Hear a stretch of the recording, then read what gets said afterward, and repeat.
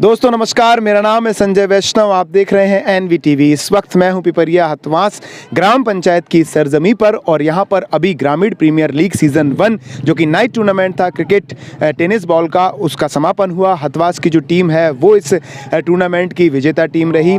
पूरे मैच का हाल मैं 1 मिनट में बादशाह भाई की ज़बानी जानूंगा। बादशाह भाई यहाँ पर क्षेत्र के प्रसिद्ध कॉमेंटेटर हैं और यहाँ पर भी उन्होंने कॉमेंट्री यहाँ पर की। बादशाह भाई, पूरे मैच का हाल।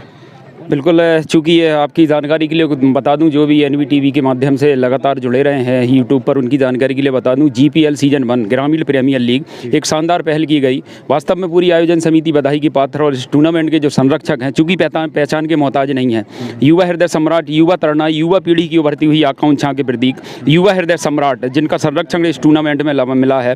हथवास ग्राम पंचायत के युवा सरपंच सम्मानीय नरसिंह रावत जी, जिनके संरक्षण में ये टूर्नामेंट आयोजित हुआ है। चूँकि 10 टीमों ने इस टूर्नामेंट में हमने रजिस्ट्रेशन कराए थे और फाइनल में 2 टीमें बची थी। एक तरफ सानवी इंटरप्राइजेज कल्लू खापा थी, तो दूसरी तरफ डीसीपी हथवास थी।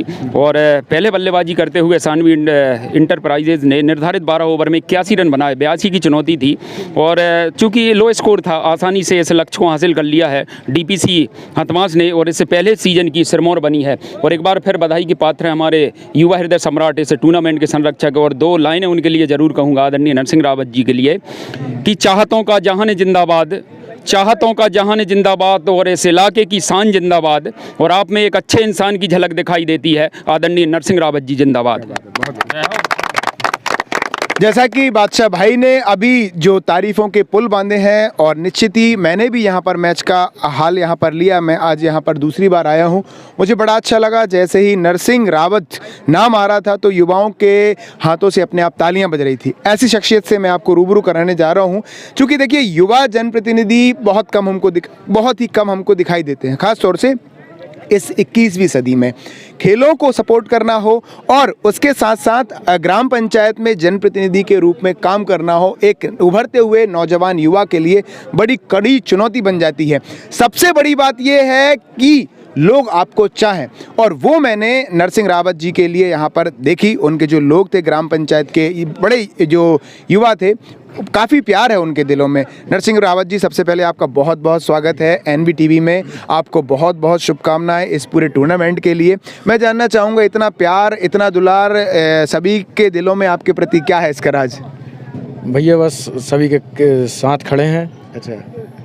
और वो तो अब है भैया, जो कुछ भी है लोगों का प्रेम है। आप बोल नहीं पा रहे, इसका मतलब है कि जो बोलते कम है वो अपने कामों से बोलते हैं। शायद ये शख्सियत है, ये लोग भी इस बात से वाकिफ रखेंगे।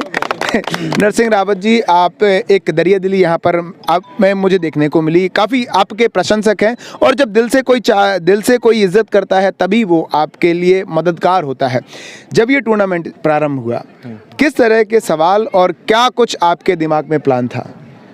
प्लान भैया, जैसे मैंने बताया कि नीरज पटेल, दीपक रघुवंशी और रोहित कहार, ये लोगों का प्लान था नाइट टूर्नामेंट का। हम तो डे टूर्नामेंट करवाते थे इसके पहले। तो डे टूर्नामेंट किन्हीं कारणों से इस बार नहीं हो पाया, तो इन लोगों ने बोला कि भैया डे टूर्नामेंट नहीं हो पाया तो नाइट करवाते। तो जैसा आपने बोला भाई, हम तो संरक्षक हैं, पूरी मेहनत इन लोगों ने करी है। अच्छा। हम तो सहयोगी हैं इनके, और जो भी काम रहता है, जो भी अपने मित्र, हमारे मित्र लोग बोलते हैं, हम तो सहयोग हर चीज़ में करते हैं। जैसा आप पूछ रहे हैं कि क्यों सब लोग चाहते हैं, हर चीज़ में सहयोग करेंगे तो सब चाहते हैं। बड़ी बात है। अच्छा, निश्चित तौर पर ये एक बड़ी बात है। यहाँ पर विधायक जी आए, 3 करोड़ की उन्होंने घोषणा की है। 15 साल उनको हो गए हैं। क्रिकेट के प्रति लोगों में कितना उत्साह है, कितनी दिलचस्पी है, ये बताने की आवश्यकता नहीं है। टूर्नामेंट के बाद टूर्नामेंट लगातार यहाँ पर होते हैं। आयोजक जो हमारे निजी पैसे से मेहनत करते हैं, उनकी जवाबदारी होती है कि वो प्रतिभाओं को निखारें। लेकिन सबसे बड़ी जवाबदारी होती है यहाँ के जो प्रशासन में रहने वाले अधिकारी कर्मचारी हैं, जनप्रतिनिधि हैं, जैसे विधायक जी हैं। आज 15 साल उनको हो गए हैं, लेकिन 15 साल ये तीसरी पंचवर्षीय में अब जाकर वो घोषणा कर रहे हैं। 3 करोड़ की उन्होंने यहाँ पर घोषणा की है।